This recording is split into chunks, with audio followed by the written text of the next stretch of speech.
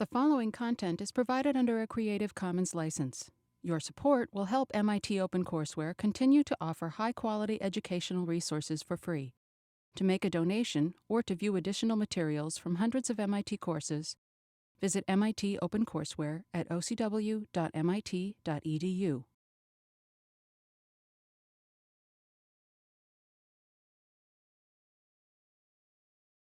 All right, let's get started.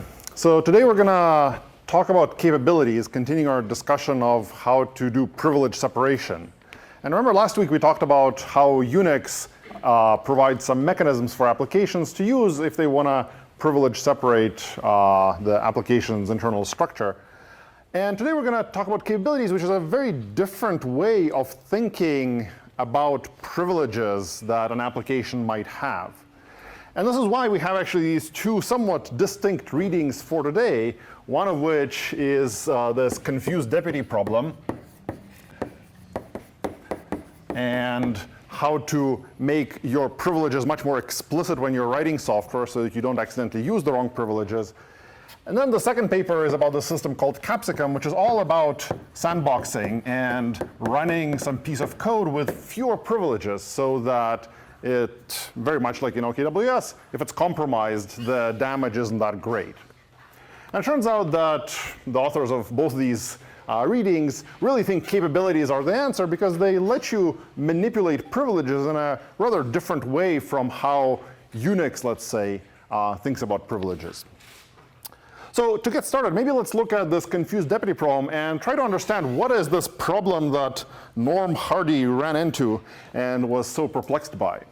So the paper is written, well, it was written quite a while ago, and it uses syntax for file names that's a bit surprising. But we can try to at least transcribe his problem into more familiar syntax with Unix-style path names, etc. So as far as I can tell, what was going on in their system is that they had a Fortran compiler, which sort of dates their design at some level too. But their Fortran compiler lived in /sysx/fort. And they wanted to change this Fortran compiler so they would keep statistics about what was compiled, what parts of the compiler were particularly expensive, presumably, etc. So they wanted to make sure this Fortran compiler would somehow end up writing to this file /sysx/stat and it would record information about various invocations of the compiler. And the way they did this is, in their operating system, they had something kind of like the setuid bit we talked about in Unix, except there they called it the home files license. And what it means is that if you ran /sysx/fort, and this program had this so-called home files license, then this process that you just ran would have extra privileges on being able to write everything in /sysx. So it would have these extra privileges on everything in /sysx, basically star. It could access all those files in addition to anything that it could access because the user ran it, for example. So the particular problem they ran into is that some clever user was able to do this. So they would run the Fortran compiler, and the Fortran compiler would take arguments, very much like GCC takes arguments. And they would compile something like, foo.f, here's my Fortran source code. And it would say, well, put the output -o into /sysx/stat. Or more damagingly in their case, there was another file in /sysx that was the billing file for all the customers on the system. So you could similarly ask the Fortran compiler to compile the source file and put the output into some special file in /sysx.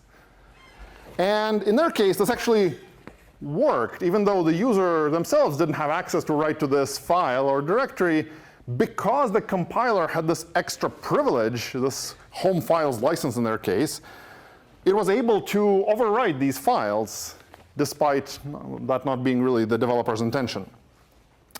This make sense? This is the rough problem they ran into. So who do they blame? What do they think went wrong?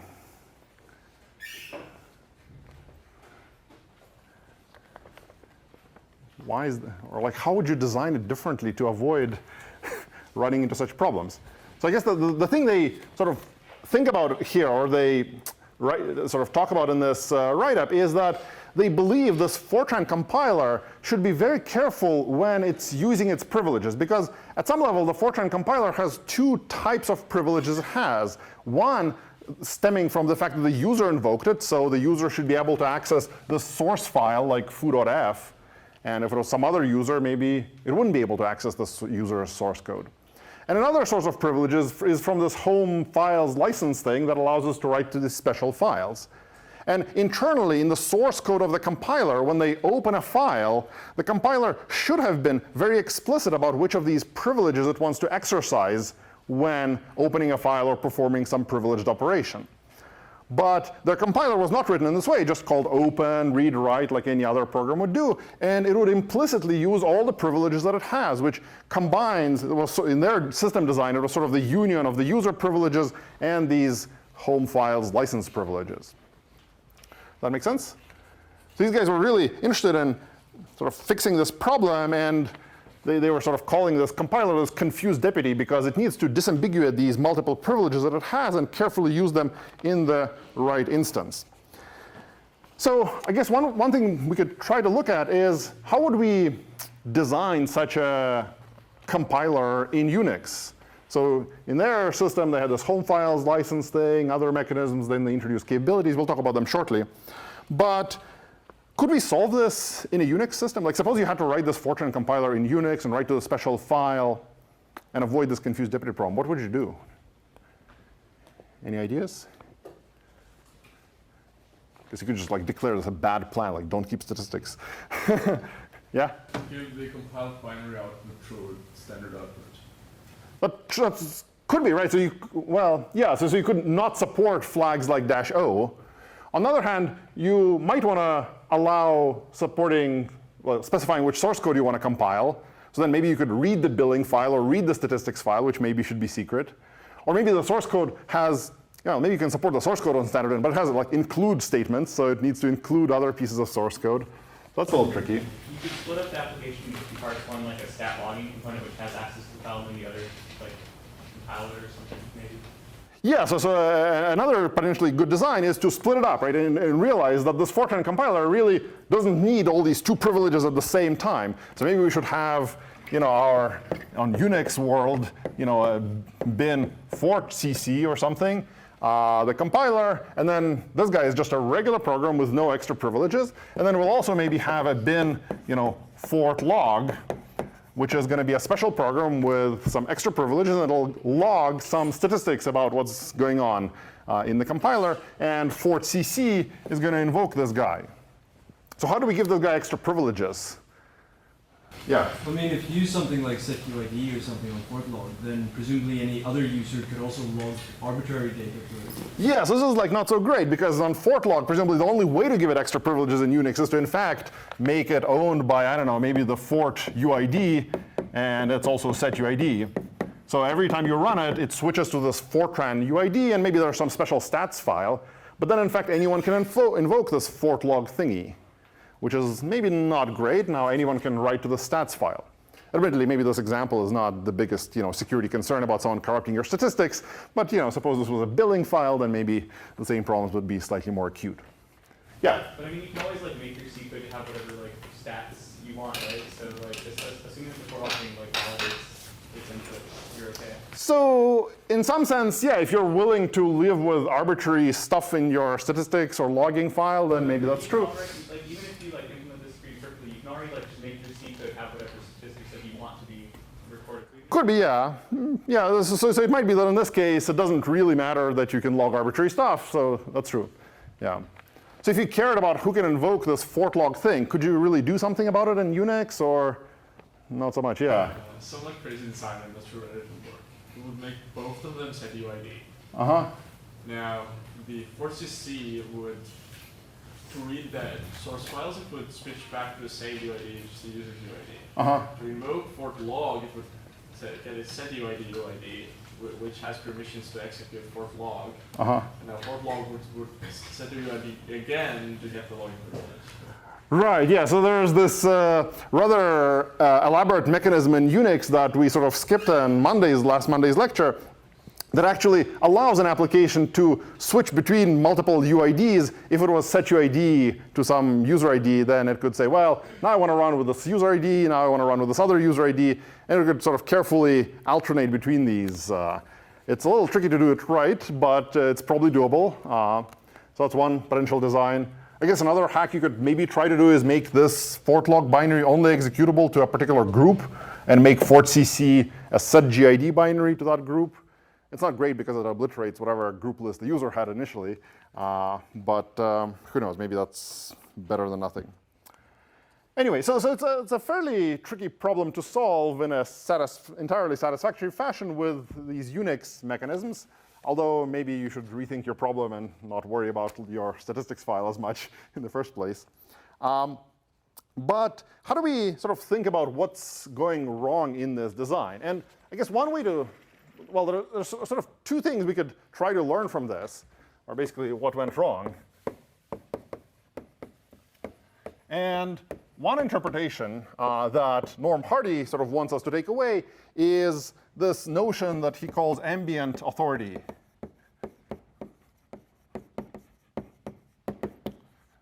So what is ambient authority? Did anyone sort of figure out what they meant? They never really precisely defined this, but yeah. It means you have the authority given to you by the environment. So as if you're running as that user with no limitations. Yeah, so there's this sort of, you're making an operation, and you can specify what operation you want, but the decision of whether that operation is going to succeed comes from some extra implicit parameters in your process, for example. And in Unix, you can sort of figure out what this ambient authority check might sort of look like, right? So if you make a system call, then you probably supply some sort of a name to a system call. And inside of the kernel, this gets mapped to some sort of an object.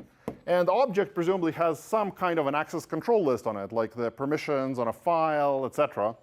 So there are some permissions that you can get from the object. And then to decide whether an operation is going to be allowed on this name that the application supplied, this is sort of what the application gets to see. Inside of the kernel, there's also the current user ID of the process making the call. So this is the current procs UID. And this thing goes into this decision of whether to allow a particular operation or not. So it's this current process user ID that's this ambient privilege. Whatever operation you're going to try to do, the kernel will actually try, in some sense, as hard as possible to allow it by using your current UID and your current GID and whatever other extra privileges you might have. And as long as there's some set of privileges that allow you to do it, it'll let you do it. Which is maybe not the best thing to do if you aren't fully aware of what all these privileges are. And maybe you don't want to use all of them to open a particular file or make some other operation. So does this make sense, roughly, what ambient privilege is? At least in an operating system, it basically ends up being the fact that a process has some sort of a user ID. Are there non-OS examples of ambient privilege you guys can think of? Like when you're making an operation, something about the identity of the caller that determines whether that'll succeed or not. Like one example is probably firewalls as well. So this is just an OS example of ambient privilege. Another is just firewalls on the network. Because any operation you do from a machine inside of a firewall is going to be allowed because, well, you just have that IP address or you're on that side of the network. And if you're outside, the same operation will be disallowed. So there's also a similar kind of a problem. If you, say you visit some website and the website includes a link to some different server, well, maybe you don't want to use the privileges that you have on the inside of your network to access that link, because maybe it'll access your internal printer and exploit it in some way. And really, the guy that provided you the link shouldn't have been able to reach the printer in the first place because they were on the outside of a firewall. But sort of your browser, maybe by visiting that link, will be tricked into doing this. Sort of a moral equivalent of this confused deputy problem on the network level. Yeah. This thing you do here, where the permissions are directly attached to the object, is this essentially the DAC mentioned in the capsicum? Yeah, so this is pretty much what the capsicum guys think of as discretionary access control. And the fact that it's discretionary, well, this is not quite what discretionary access control means, But what discretionary access control means is that the user or the owner of an object can decide what security policy will apply to that object, which seems very natural in a Unix setting. It's my files, I can decide what I want. I can give them to you, I can keep them private, great. So almost all DAC systems do look like this because they want to have some sort of permissions that a user could modify to control the security policy for their files. The flip side is mandatory access control, which we'll talk about it in a little while, but at some level, they have this very philosophically different view of the world. They think, well, you're the user, but someone else will set the security policy for how you use this computer. And this sort of came out of the military in the sort of 70s or 80s when they really wanted to have classified computer systems where, well, you're working on some stuff and that's marked secret. I'm working on some stuff that's marked top secret, so my stuff just can't go to you. It's not up to me whether to set the permissions on the file, etc. It's just not allowed by some guy in charge. So mandatory access control is really trying to enforce these different kinds of policies in the first place where there's sort of the user and the application developer, and then there's some guy separate from the user and the developer that sets the policy. And as you can sort of guess, it doesn't always work out. Well, we'll talk about it in a bit, but that's sort of what discretionary versus mandatory access control looks like. All right. So yeah, so there's many examples you could imagine where we have ambient authority. And it's not inherently bad, but it's just something that you have to be very careful about. If you have a system with ambient authority, you should probably be very careful if you're performing privileged operations. You should make sure that you're really using the right authority and not accidentally being tricked very much like this Fortran compiler 20 years ago. 25 now. All right. So this is one sort of interpretation of what goes wrong. And it's not necessarily the only way to think of what goes wrong, right? Another possibility is that, well, wouldn't it be nice if it was easy for an application to tell whether it should access a file on behalf of some principal? So maybe another problem is that the access control checks are complicated.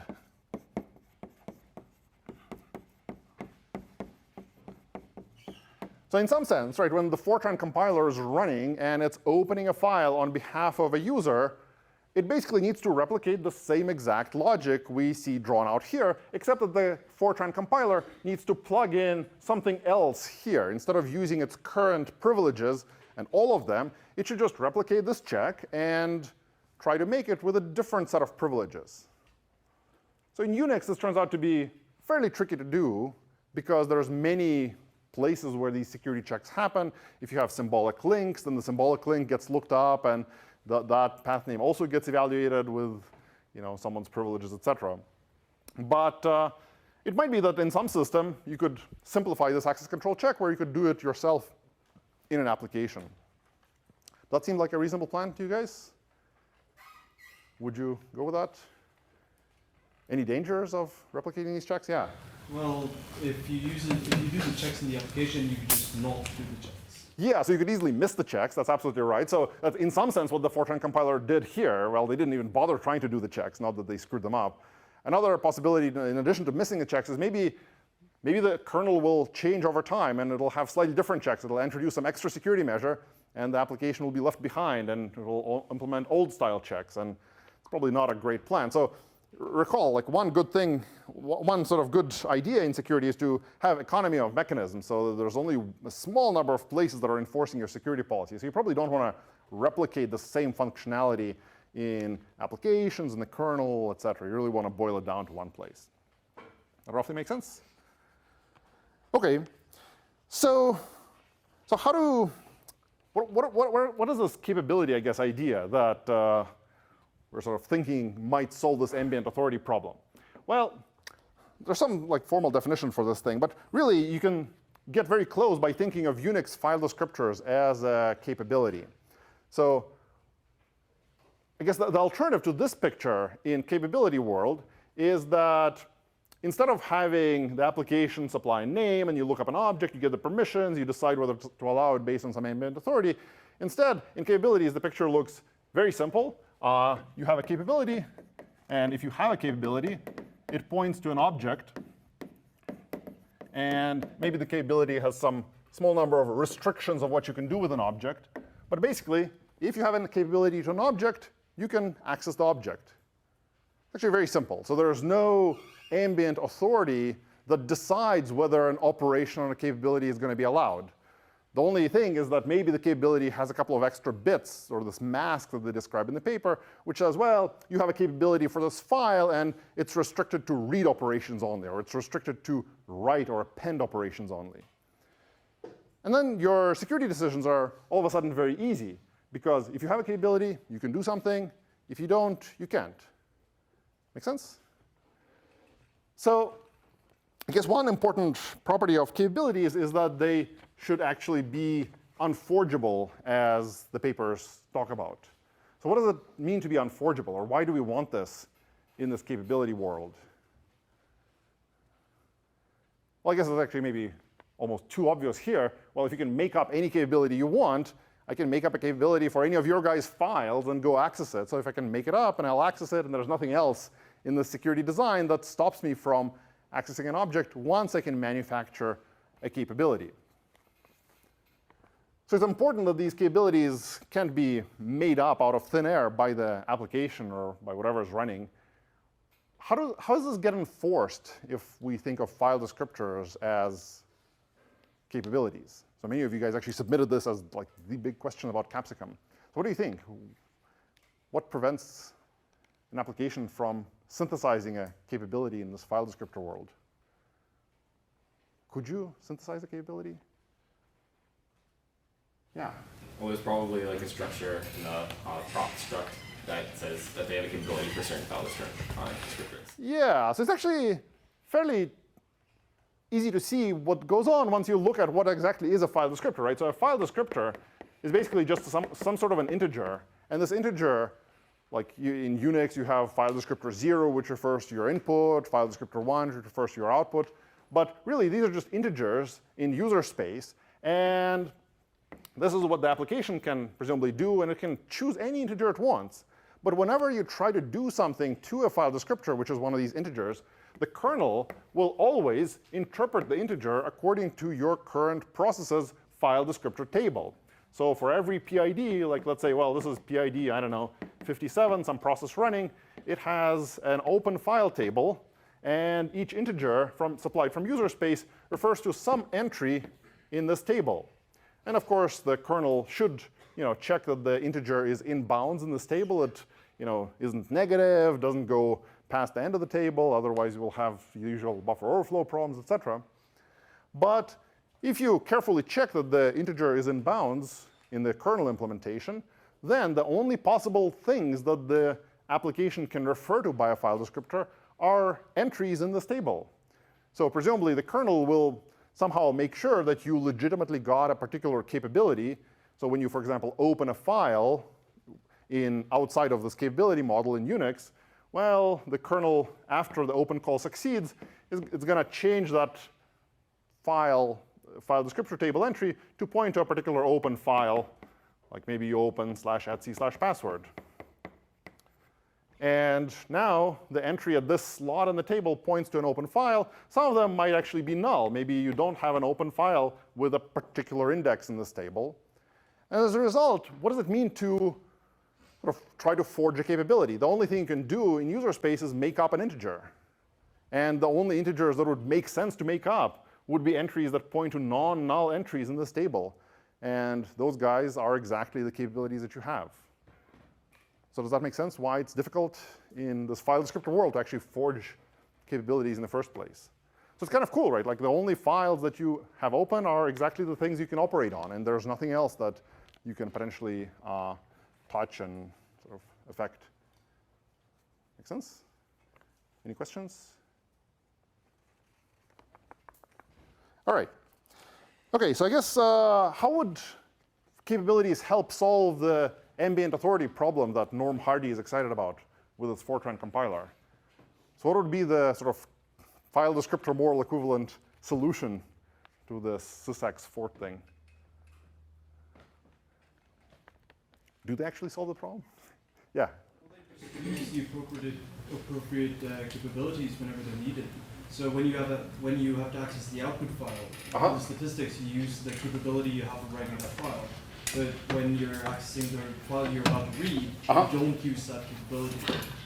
Yeah, so I guess really what it boils down to is that somehow the Fortran compiler should just already have a file descriptor open for that sysx stat file. So they don't really describe in their short paper about how it would get that capability, but it basically means you shouldn't really pass file names around. You should instead pass file descriptors.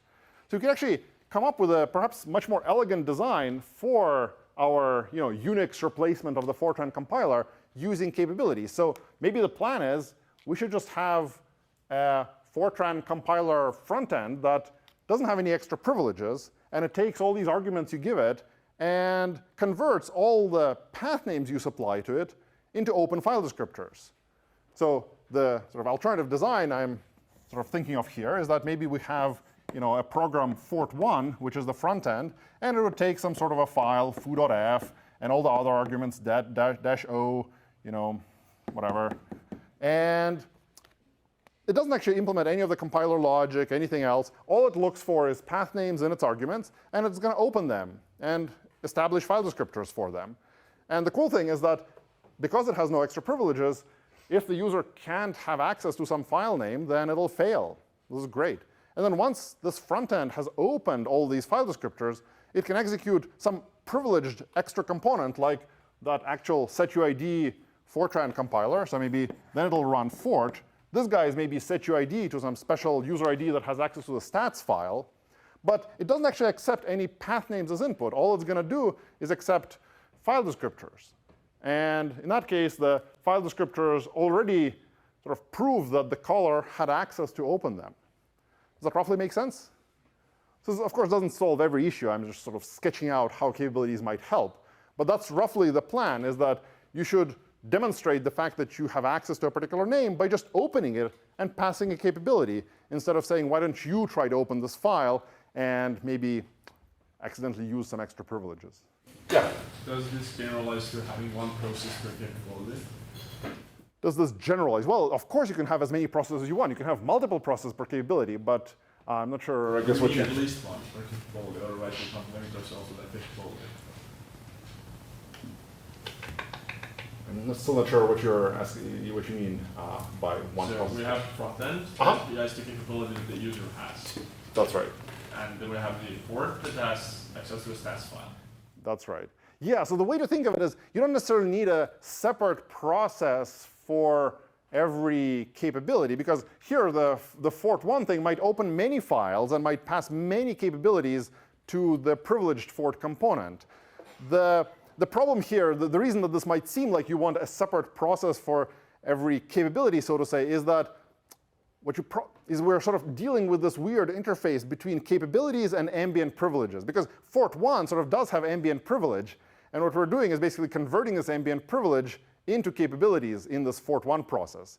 So if you have multiple different kinds of ambient privilege or multiple different privileges that you want to carefully use, then maybe what you want is a separate process holding that privilege. And whenever you want to use a particular set of privileges, you'll ask the corresponding process to, well, please perform this operation. And if it succeeds, give me back the capability. So that's maybe one way to think of this.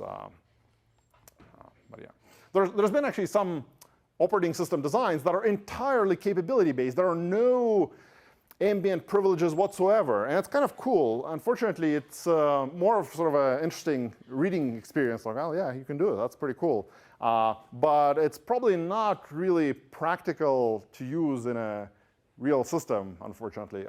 Turns out that you really do want not so much ambient privilege, but being able to name an object and tell someone about an object without conveying necessarily the rights to that object. So maybe I don't know what privileges you might have over some shared document, but I want to tell you, hey, well, there's a shared document. If you can read it, read it. If you can write it, great, write it. But I don't want to necessarily convey any rights. I just want to tell you, hey, there's this thing. Go try it. So that's a bit of a bummer in the capability world, that it really forces you to never talk about objects without conveying rights to that object. So yeah, it's an important idea to know about and to use it in some parts of a system, but it's probably not the be-all, end-all solution to security, much like almost anything else we read about here. Make sense? Yeah. So if a process has capabilities given to it by some other process, and it happens to already have a capability to that object that's greater, can it compare them to make sure that they're about the same object, or will it just use the one that's greater? So the thing is that a process doesn't implicitly use the capability. So that's the cool thing about capabilities. You have to explicitly name which one you're using. So think of it in terms of file descriptors. Suppose that I give you an open file descriptor for some file, and it's read-only. And then someone else gives you another capability for some other, maybe the same file, maybe a different file, and it's read-write. It's not all of a sudden that if you try to write to the first file descriptor you had that was read-only, all of a sudden those will start succeeding because you have this extra writable file descriptor open. So that's sort of the cool thing. You don't want this ambient privilege, because if you think of these capabilities as a bunch of privileges that just keep accumulating in your process, then you'll actually just end up with ambient privilege again. You just have all these magic capabilities. And people have actually built such libraries that basically, well, they manage your capabilities for you. They sort of collect them. And when you try to perform an operation, they look through the capabilities and find the one that will make it work. But exactly brings you back to this ambient authority that you were trying to avoid. And sort of the cool thing about capabilities is that it's almost like a programming construct where it makes it easy for you, which is like a rare thing in security, it makes it easy for you to write code that specifies exactly what privileges you want to do from a security standpoint. And it's actually fairly natural code to write. So if you sort of get into that mindset of always carrying around this privilege with the object you're accessing, it seems like a cool thing to do. It doesn't always make sense, but sometimes it does. All right, any other questions?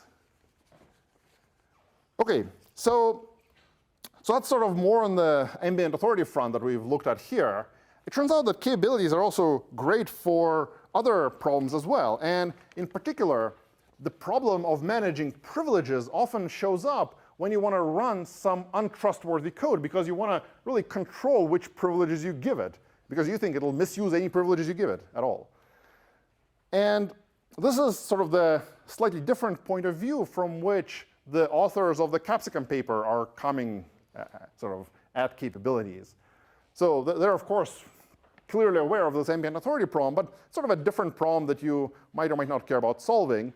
But the particular thing they really care about is they have a really large privileged application, and they worry that there's going to be bugs in different parts of that application's source code. So they would like to reduce the privileges of different components of that application.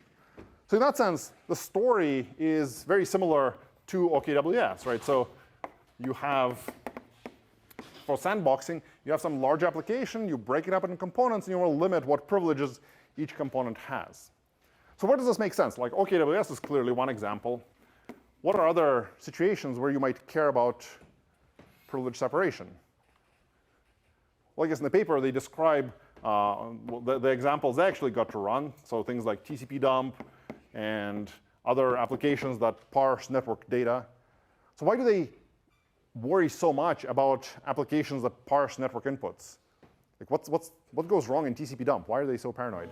An attacker can control what's being sent and what's being parsed. Yeah, I think what they really worry about is, very much like with OKWS, they worry about the attack surface and like how much can an attacker really control the inputs. And with these network parsing programs, there's a lot of control that the attacker has. They have the exact packet.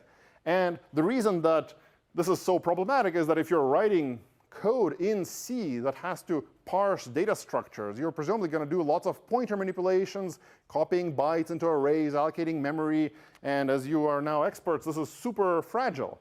And you can easily have memory management errors that lead to pretty disastrous consequences.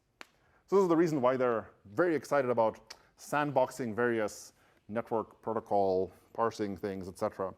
Another probably real-world instance where you really care about this is in your browser. You probably want to sandbox your Flash plugin or your Java extension or whatnot, because there are pretty large attack surfaces as well that have gotten exploited pretty aggressively. So it seems like a reasonable plan. Like if you're writing some piece of software, you want to sandbox different components of it. What about more generally, if you download something from the internet and you want to run it with fewer privileges? Is this sort of Capsicum-style isolation a good plan for that? Like I download some random screensaver or some game from the internet, and I want to run it on my computer, and I want to make sure it doesn't screw up whatever I have lying around. Would you use Capsicum? Would this be a good plan? Yeah. You could write like a sandboxing program or whatever, which uses Capsicum to sandbox itself and then executes the.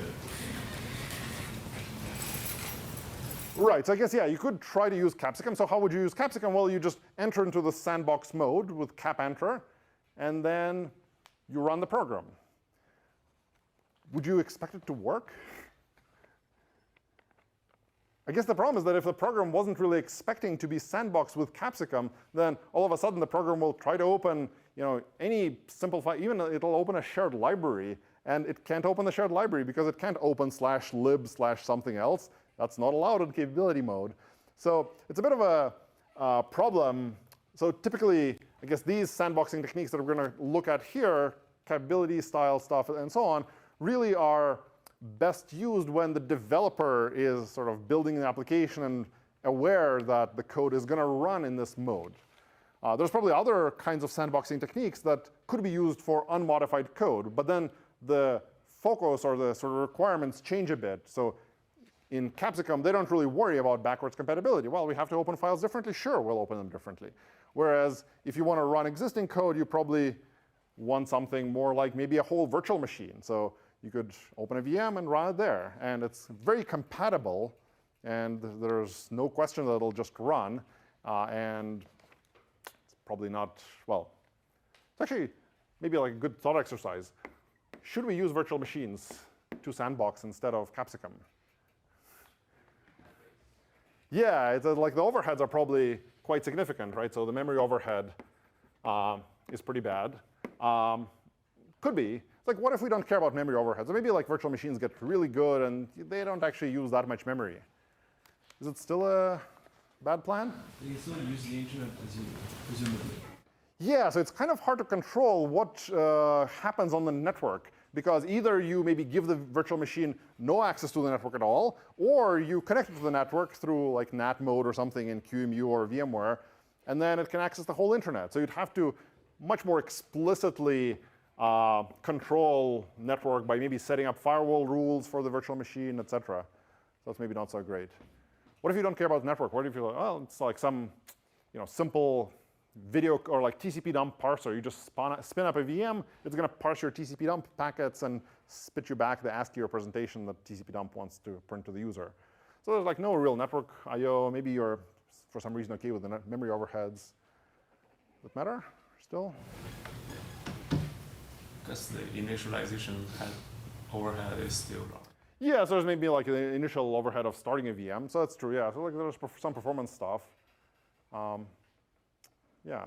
Well, you might want to like have like database rights and things like that.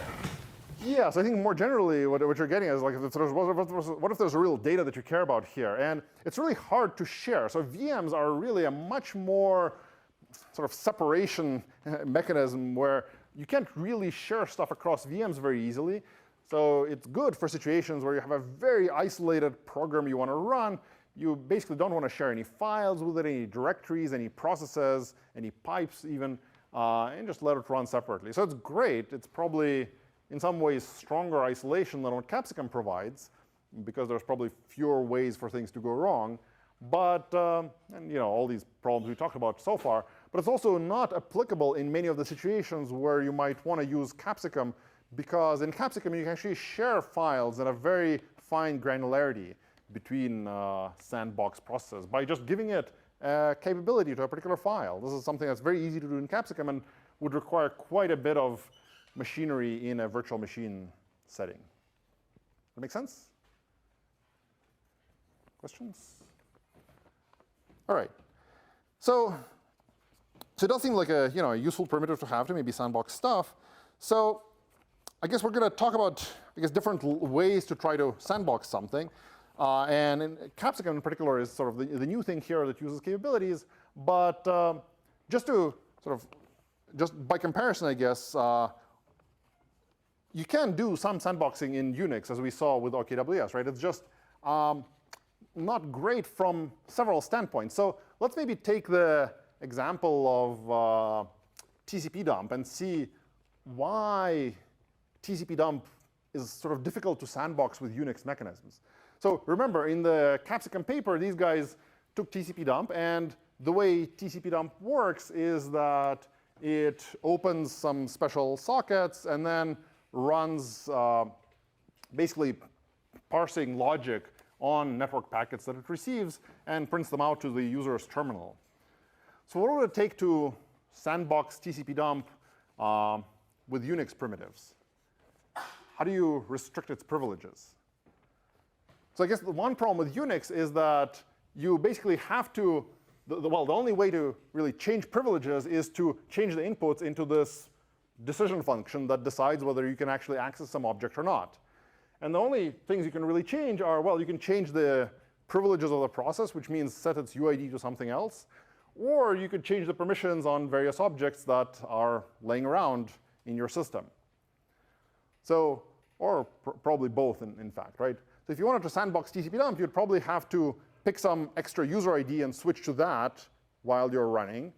It's probably not an ideal plan, because you probably don't mean for multiple instances of TCP dump to run as the same user ID. So if I compromise one instance of TCP dump, it doesn't really mean I want to allow the attacker to now control all the other instances of TCP dump running on my machine.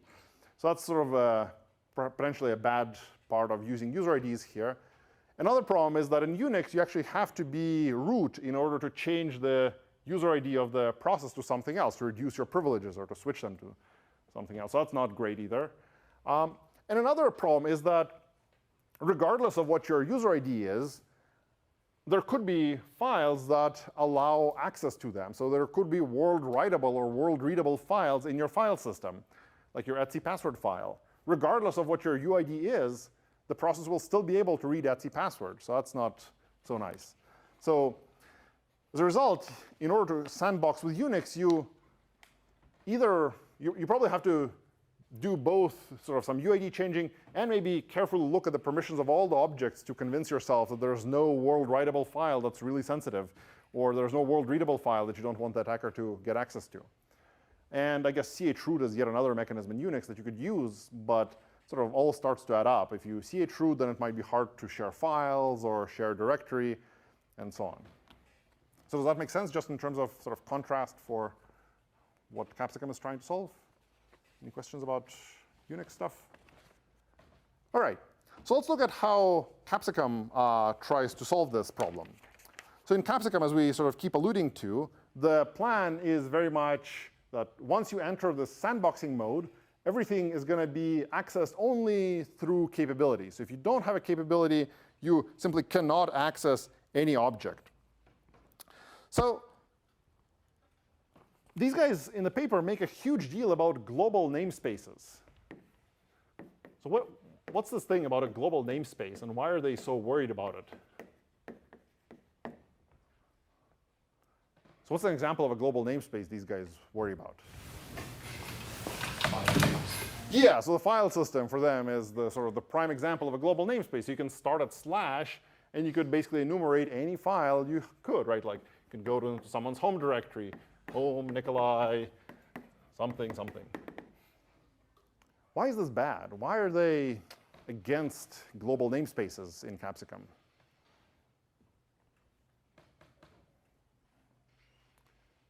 What do you think? Yeah. Well, if you have the wrong permissions and you use NVIDIA authority, you can get into trouble. Yeah, so the problem is that this is Unix after all. So if there are sort of still regular permissions on files, so maybe you really want to sandbox some process that it can't read anything at all on the system and it can't write to anything. But if you can name a file starting from /, maybe you'll find some stupid user that has a world writable file in their home directory. And that would be not so great for this sandboxing plan. And I guess more generally, the way they're thinking of it is that with capabilities, you could, in principle, enumerate exactly all the objects that a process has, because you could just enumerate all the capabilities in the file descriptor table or whatever it is that's storing the capabilities for you. And those are the only things that the process could ever touch. And if you ever have access to a global namespace, then this is potentially unbounded, because you could, even if you have some limited set of capabilities, maybe you'll start from / again and find some new file, and you'll never really know what is the set of operations or sort of objects that a process could access. So this is the reason they're so worried about global namespaces, because it goes against their goal of precisely controlling all the things that a sandboxed process should have access to. Does that make sense? All right.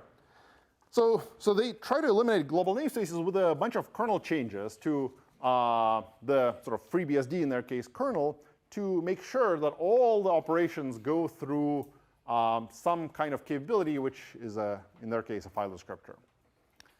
So just to double check, do we really need kernel changes? Like, what if we just do this in a library? So we implement libcapsicum, which they already have a library, and all we do is we change all these functions like open, read, and write to all very explicitly use capabilities. So all operations will go through some capability and look it up in a file table, etc. Would that work? Yeah. We can always make a syscall to. Yeah, so the problem is that, right, there's this existing set of system calls the kernel will accept, and even if you implement a nice library, it doesn't prevent a bad process or a compromised process from making the syscalls directly. And then you have to have the kernel enforce something or other. Yeah? Probably would work for the compiler, though. Yeah, so I think it's a question of, I guess, what is your threat model exactly? So for the compiler, the threat model is that the programmer is, maybe not paying attention a whole lot, but it's not really a compromised compiler process. It's not running arbitrary code. So if we just help the well-meaning developer do the right thing, then a library will probably suffice. On the other hand, if we're talking about a process that could be executing arbitrary code and could be trying to bypass our mechanisms any possible way, then we have to have a strong enforcement boundary.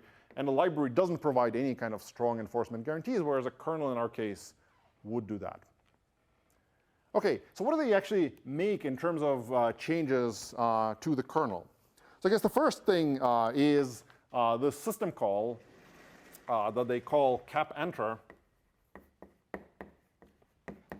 And what happens once you run capenter, once you invoke capenter from your process? So as far as I can tell, what happens is that the kernel will stop accepting any system calls that refer to global namespaces. And the only thing you'll be able to do is refer to existing file descriptors that you have open in your process.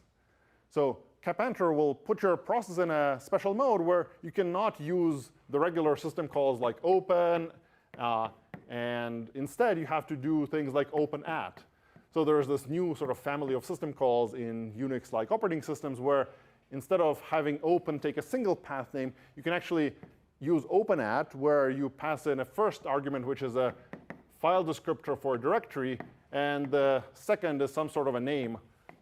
And this open at system call will open this name relative to whatever directory this file descriptor points to. So this is a much more capability-like version of open, where you can still have file descriptors pointing to directories, but you can you can still perform directory operations, but in order to do this, you have to have a capability to the directory in the form of an open file descriptor for that dir. Make sense?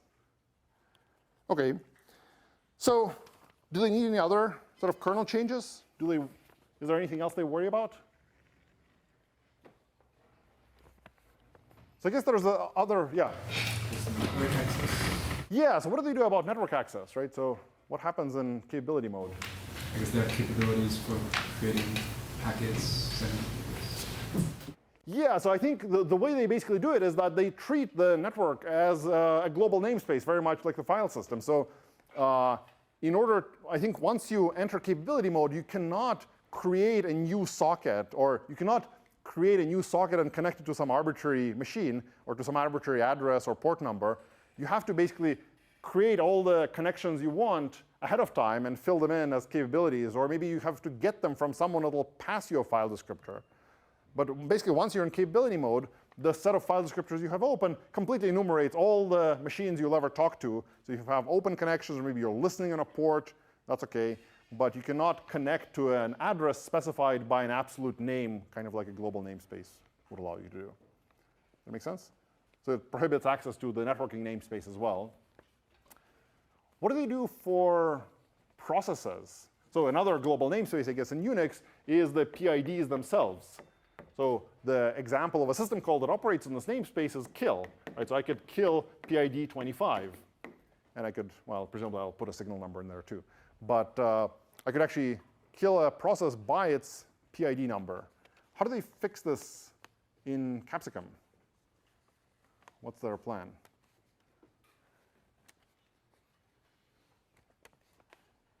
Yeah.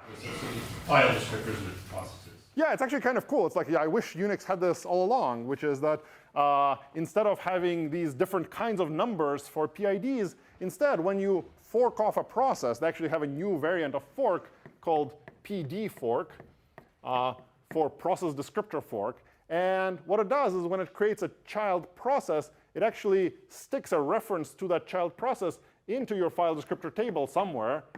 And this is your new process. And you can operate on a child process by just specifying a file descriptor number. That's actually pretty cool because you can now pass your child process to someone else and say, well, you can go and kill him now, or you can manage this process however you want. You'll get notifications when the process dies. It'll sort of look like a readable file descriptor, etc. So they really try to homogenize everything into looking like a file descriptor of some sort here.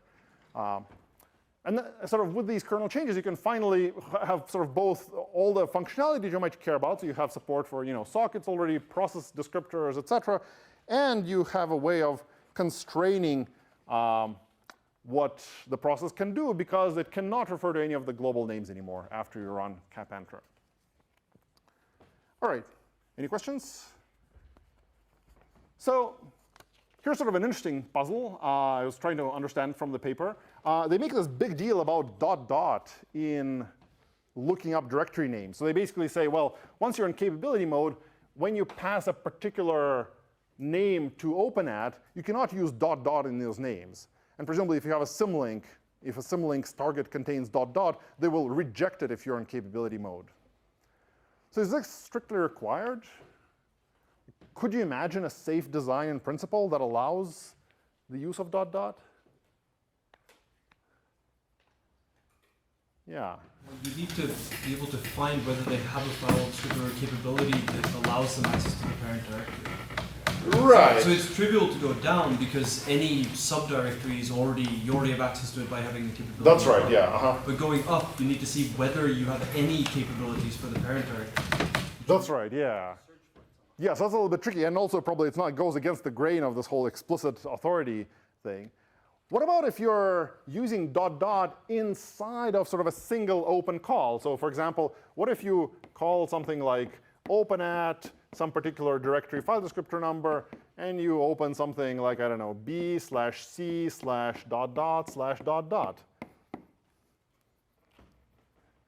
Like in principle, this might be safe, right? Because you sort of go down some directory, and then you just climb back up out of it. Yeah? I mean, what if C is like a symlink? Yeah, so it's a little bit tricky, of course, to define exactly what it means to be safe, right? You probably have to make sure that C isn't a symlink that goes somewhere else, and then so on, yeah. So it's a fairly tricky proposition to get this right. And I think in the paper, what they basically argue about is that it's actually quite difficult in practice to implement a set of checks that's sufficient and bypasses all possible race conditions here. So they basically just do the conservative thing and disallow any ... at any time once you're in capability mode. There's some like interesting race conditions you could come up with here. The lecture notes have more details, but basically I think these guys are being just extra cautious in defining what's allowed and what's not allowed in capability mode. Yeah. Okay, so here's an interesting question. Once you enter capability mode, it seems to be all controlled by your file table. Does your UID still matter once you enter capability mode?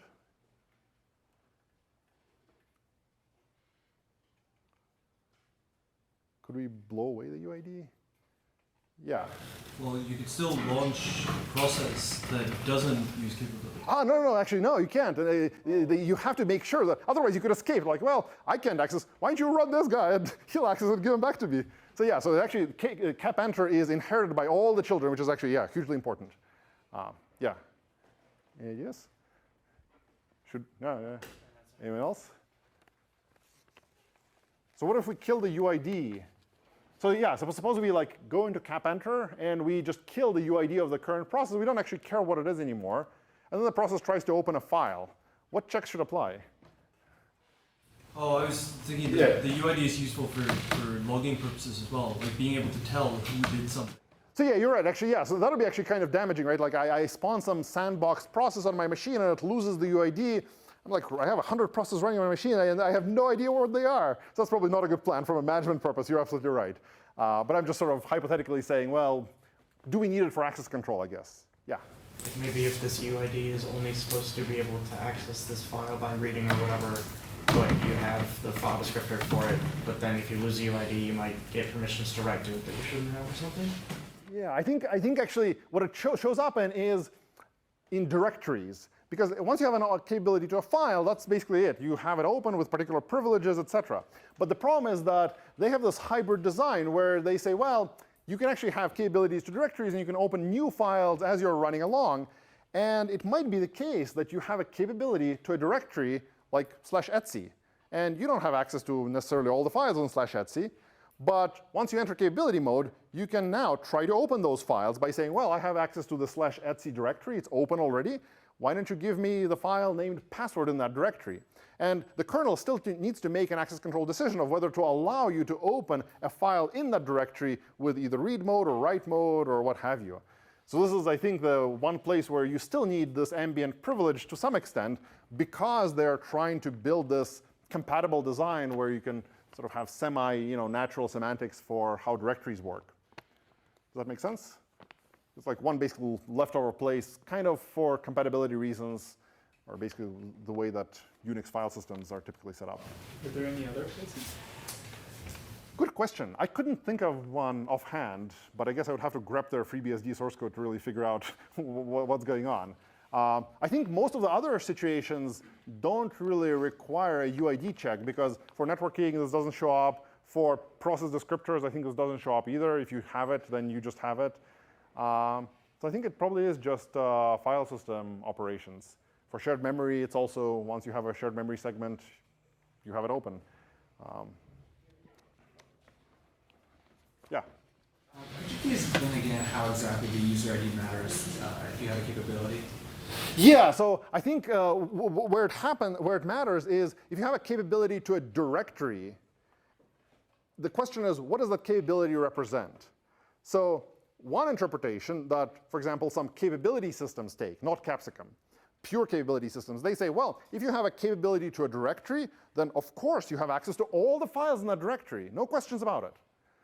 And in Unix, this is typically not the case. You can open a directory like /etc, but there's lots of system files in there that are maybe private, like the private key of your server is stored in there. And just because you can look at a directory and open it and list it, doesn't mean that you can now open the files in that directory. So in Capsicum, if you open a directory like /etc, and then you enter capability mode, and then you say, well, hey, I don't know what this directory is. I just have a file descriptor to it. There's a file in there called key. Why don't you open that file key? And at this point, you probably don't want to allow this capability-based process to just open it, because that wasn't the intent. It will allow you to bypass the Unix permissions on a file. So I think the authors of this paper are careful to design a system which would not sort of violate existing security mechanisms. So you're saying that you can, in some cases, use a combination of the two. So you have a capability to chase you to a directory, and inside that directory, which files you can access depends on your user ID. Yeah, exactly. So in Capsicum, the way they sort of get it to work in practice is that actually before you enter capability mode, you have to sort of guess, well, what files am I going to need later? Like I'm going to need some shared libraries, I'll need some text files, I'll need some templates, I'll need some network connections, etc. So you open all these things ahead of time. And you don't always necessarily know which exact file you might need. So what these guys support as well, you could actually just open a directory file descriptor as well. And then I can look up the particular files later. But it might be that the files don't have all the same permissions. So that's exactly the reason, yeah. Make sense? All right. So this is the sort of kernel mechanism part of it. Why do they also need this sort of library for libcapsicum? I guess there's two things that they support in that library, as far as I can tell, or two sort of main things. One is that they implement this function they call LCH start that that you should sort of use instead of cap enter. And the other sort of feature that the library provides in libcapsicum is this notion called FD lists instead of sort of passing file descriptors by number. So this FD list thing is probably the easiest thing to explain. It's basically a generalization or sort of maybe a cleanup of how Unix manages and passes file descriptors between processes. So in sort of traditional Unix and like Linux, how you use it today, typically when you launch a process, you can pass it some file descriptors. You just open some file descriptors at particular integer numbers in this table, and you run the child process that you want to run, or you sort of run a particular binary, and it inherits all these open slots in the FD table. But there's no real good way to name these things other than by number. So the sort of somewhat maybe surprising convention, if you haven't run into it before, is that, well, slot 0 is your input. Slot 1 is your output. Slot 2 is where you should print error messages to. And that's how Unix sort of works. And it sort of works OK if you are just passing these three sort of files or streams to a process. But in Capsicum, what's happening is that you're passing now many more file descriptors around. So you're passing a file descriptor for, I don't know, some file. You're passing a file descriptor for a network connection, for a shared library, for what have you. And it becomes much more tedious to manage all these numbers. So basically, libcapsicum provides an abstraction for naming these passed file descriptors between processes by some sort of a hierarchical name instead of just these opaque integers, if you will. So that's one sort of simple thing that they provide in their library. So I can pass a file descriptor to a process and give it a name, and it doesn't really matter what number it has. It'll be easier to use. That make sense? OK, so then they have this other mechanism, this sort of much more elaborate way to start a sandbox, this LCH libcapsicum host API for starting a sandbox instead of just entering the capability mode. So what happens? Why do they need something more than just entering capability mode? What do you worry about when creating a sandbox? Yeah? It erases all the inherited stuff to give you a clean start. Yeah, so I think they worry about trying to enumerate what are all the things that the sandbox has access to. And the problem is that if you just call cap enter, technically, at the kernel mechanism level, as we talked about just now, it worked. Right? It just prevents you from opening any new capabilities. But the problem is that there might be lots of existing stuff that the process already has access to. So what I guess the simplest example is maybe there are some file descriptor that you forgot you had opened, and it'll just get inherited by this process. So one example is I think were looking at TCP dump, and they realized that, well, first they changed TCP dump just by calling cap enter at the point just before they were about to parse all the network input. So this works well in some sense because you can't get any more capabilities. But then they looked at the open file descriptor and they realized that you have complete access to the user's terminal because you have an open file descriptor to it. So you can actually sniff all the keystrokes that the user is typing and all that stuff. So it's probably not a great plan for TCP dump. If it's compromised, you probably don't want it sniffing everything you're typing.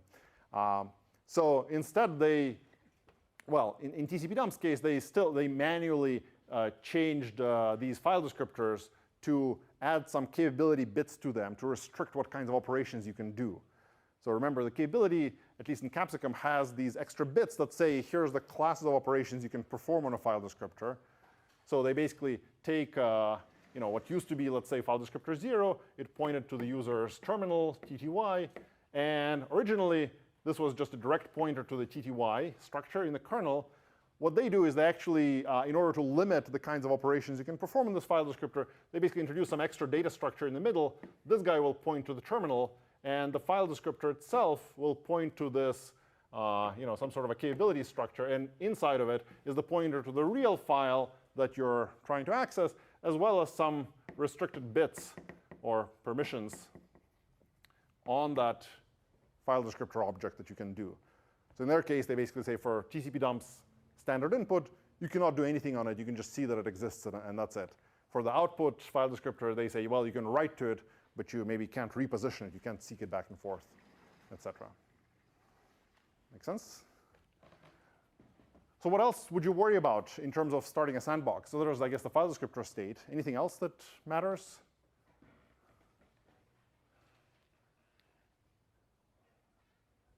well, I guess in Unix it's file descriptors and memory. That's pretty much it. So the other thing that these guys worry about is that it might be that in your address space, you previously allocated some sensitive data. And the process that you sandbox is going to be able to read all of its memory. So if there's maybe some password that you checked before when the user was logging in, and you haven't cleared that yet, well, the sandbox process will be able to read that and do something maybe interesting with that.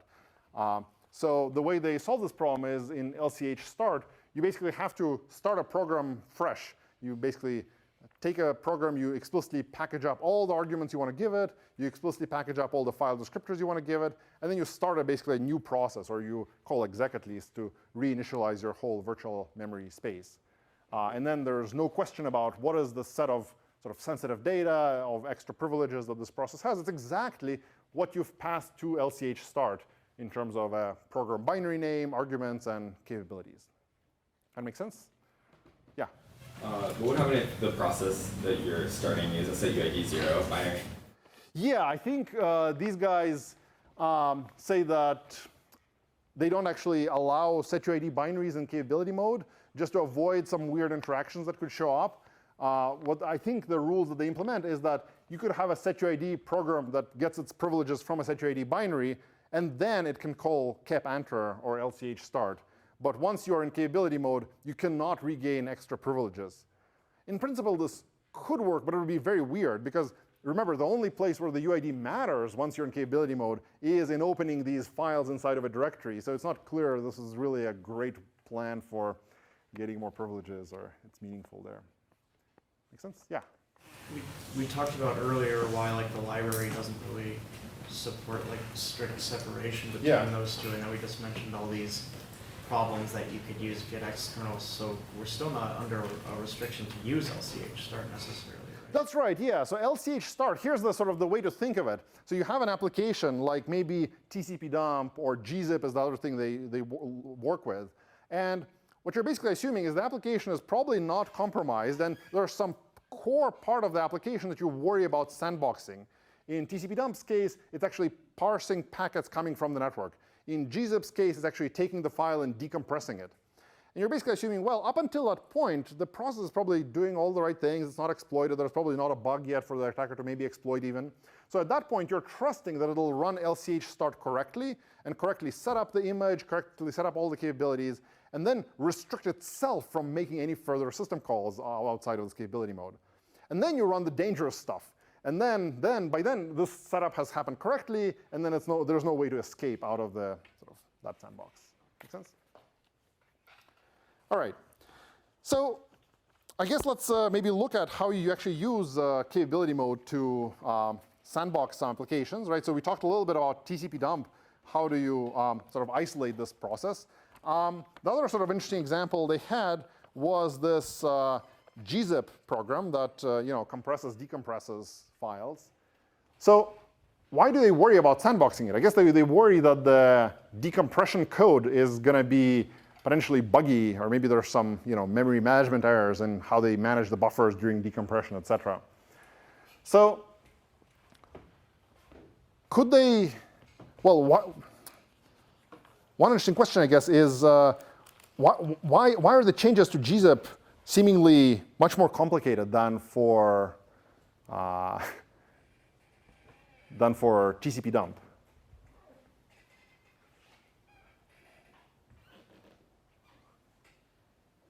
Any guesses? Well, as far as I can tell, it's mostly just a question of how the application is structured internally, right? So if you had an application that simply compressed a single file or decompressed a single file, then it might be OK for us to just run it sort of in capability mode without really changing it. You just give it a new standard in for something to decompress, and the standard out goes to the decompressed output, and that would work fine. The problem, as is almost always the case here with these kinds of sandboxing techniques, is that the application actually has much more complicated logic around it. So gzip, for example, can compress multiple files, et cetera. And in that case, you have some sort of a driver process on top, which actually has these extra privileges to open multiple files, to create things, et cetera. and the core logic needs to be off in another helper process.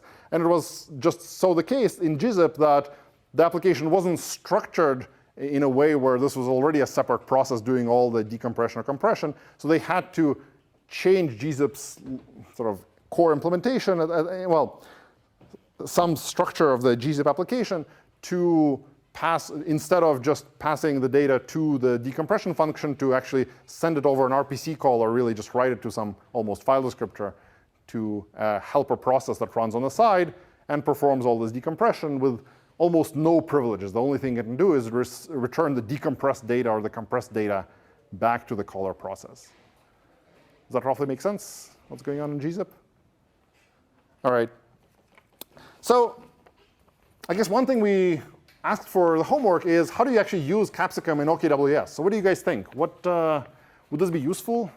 Would the OKWS guys been excited and like switch to FreeBSD because this was much easier to use, or is this a wash? So what do you think? How would you use Capsicum in FreeBSD? Would this be much different? Yeah.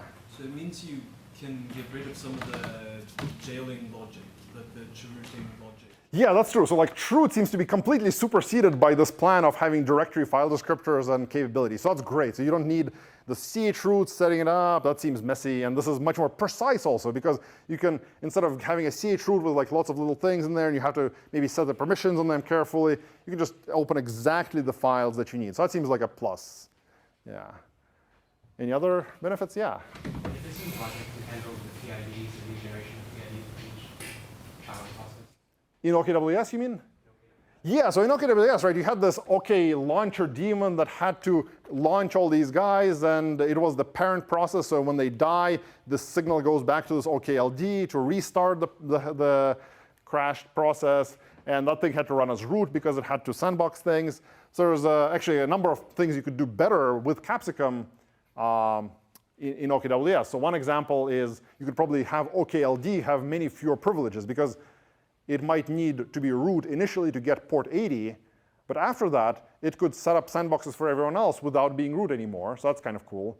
And maybe you can even delegate the job of respawning a process to someone else, maybe per service monitor daemon that just has this process descriptor handle for, or process descriptor for a child process, and whenever it crashes, starts a new one. So I think those process descriptors help things a lot. And the fact that you can create a sandbox without being root is also quite helpful as well. So any other stuff that you could do? Yeah? You could give each one a file descriptor with append-only mode to the log. Yeah, so that's actually pretty cool. So we were talking last time when in OKWS, well, the OK logd maybe could tamper with the log file, and who knows what the kernel will allow it to do once it has a file descriptor on the log file itself.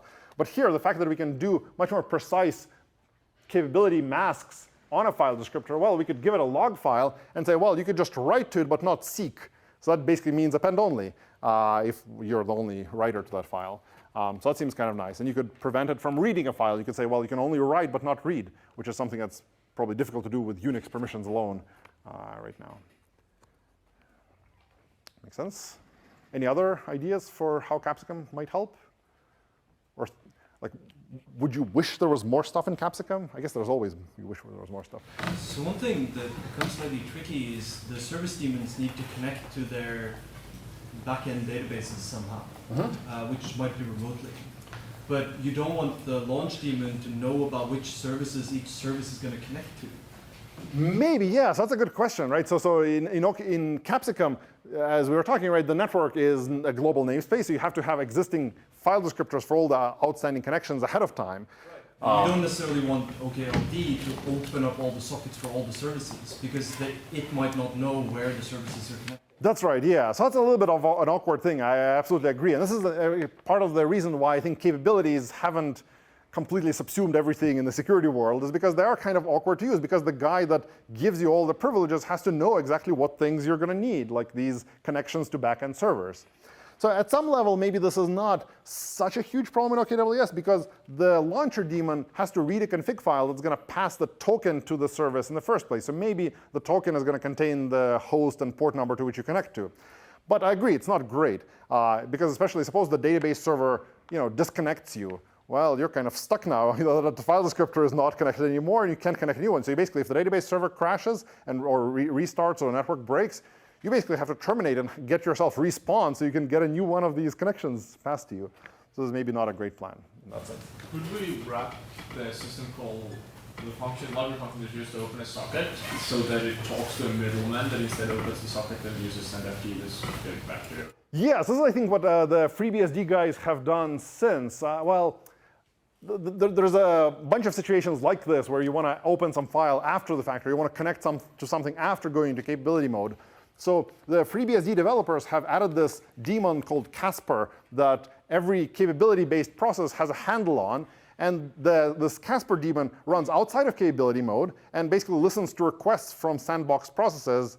And if you want to open some file, or if you want to send a network connection or a packet or something, but you didn't have the right capability beforehand, then this Casper daemon will do it for you, but it carefully maintains a list of things that every sandbox process should or should not be able to do. So it's like a system service, so that when you start a capability process or enter capability mode, by default, this Casper thing will not allow you to do anything extra funny. But you could say, well, hey, I'm going to start the sandbox process, and you can ask Casper, well, please allow my process to do the following things later. So you could, right? And the cool thing is that you can pass file descriptors or capabilities through FD passing in Unix. So once you have a handle on this Casper guy, you can get more capabilities later on. So it's this, again, trade-off between being pure capability world versus actually being programmable or easy to use. So it seems to be working now. I think the particular thing they use it for in FreeBSD, or the thing that shows up often, is making DNS queries. So you want to be able to make DNS queries once you're in a sandbox. And actually, this is a problem they ran into with TCP dump, because when TCP dump is printing your packets, it wants to print the host name for an IP address. In order to do this, it has to talk to a DNS server. But you probably don't want to connect to a DNS server ahead of time, or to every DNS server you might ever need. So instead, they use this helper daemon that's going to make DNS queries for you. Make sense? All right. So I guess the last thing I wanted to sort of talk about is what are the, I guess, security guarantees that Capsicum provides. So should you trust it? Like, how could Capsicum go wrong, I guess? Or presumably, you can always have security problems regardless of what mechanism you're using underneath. But what particular things should we worry about in Capsicum when we're building some system here? Suppose you had to attack this thing. Like you had to attack this TCP dump thing, or gzip, or whatever it is that they've implemented. What would you look at in terms of bugs or problems? Yeah. Well, it depends on the developers knowing what they're doing. So they might give a bad capability. That's right. Yeah. So it's actually one interesting property of Capsicum is that it's not a guarantee that the user of the system gets. It's really a tool that the developer has to build more trustworthy or better application software. But I, as a user of the system, have no idea whether this is a good or a bad thing that the application is using Capsicum. It could totally misuse it, as you're absolutely right.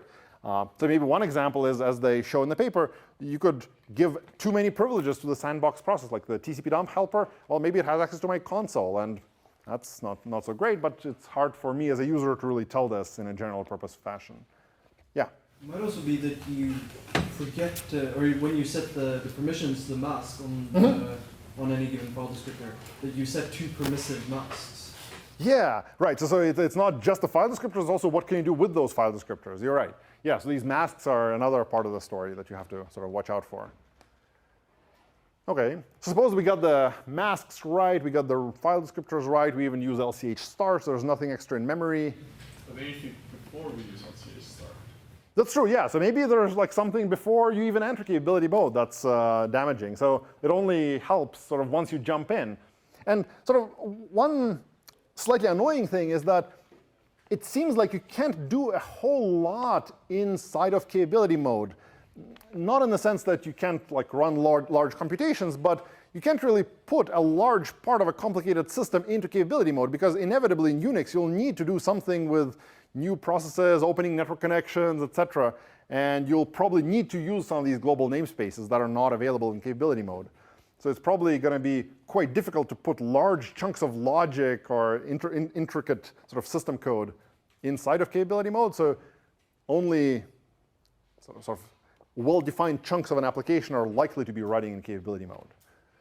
Depends. I don't know if this is entirely true or not. Like or in Chrome, for example, large processes do run in capability mode in their design. But it might be that you basically have to have non-capability mode chunks of your application because you want it to interoperate nicely with Unix or whatever it is you're running alongside with. OK, any other thing you should worry about? Yeah? Well, whether they're implemented capabilities correctly.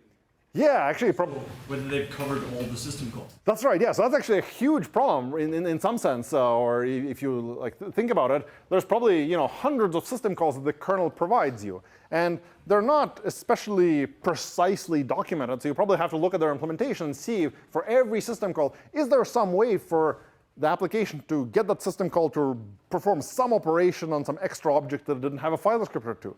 And most Unix system calls weren't written with this sort of expectation of everything has to be operations on a file descriptor. So you really have to get every system call right. And probably more worryingly is that the kernel has to be free of bugs like buffer overflows or whatever other memory corruption like you guys exploited in Lab 1. Otherwise, all of this is complete nonsense. You just run arbitrary assembly code in the kernel, and you have full control of the machine. Your tool should be a thing that you run source code that looks at what system calls you use and uses second after this to disable all those. Yeah, so there's I guess, yeah. So one thing I didn't get a chance to talk about is like alternative things. So this is in FreeBSD. Linux has this thing called seccomp that allows you to specify which system calls you can operate. It's, if you squint at it, it's kind of like Capsicum, but very different in the sense that Capsicum talks about specific file descriptors that you can operate. And in Linux, the seccomp mechanism lets you talk about specific system calls that you could run. So it's probably less fine-grained, but it's sort of what's available in Linux today. It's actually probably a good idea to look at your application and see what system calls do you expect it to make, and then code in a filter and allow it to make only those system calls. The problem is that if you have any interesting application, it'll probably run exec and open and write, and that's probably enough to do quite a bit of damage to a system. So that's why you probably want a more fine-grained system like Capsicum, where you can say, well, you can run write, but only on this thing, not on my entire home directory. All right, so I guess we're out of time to talk about Capsicum. So let's talk about native client on Wednesday, a different way to sandbox programs.